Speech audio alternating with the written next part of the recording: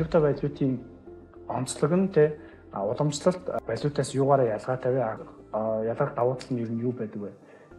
Өнөөдөр яагаад энэ зүйл ийм олон хүмүүсийг маш богино хугацаанд татаад ингэж дэлхийд даяар асар хүчтэй хурдтайгаар нөлөөтэйгээр тархсан шалтгаан бол ерөөсөө л accessibility буюу нэвтрэх боломж, хэрэглэх боломж, худалдаж авах боломж, хадгалах боломж, арилжаалах боломж нь нээлттэй байхгүй. Маш хялбар гэсэн үг ерөөсөө.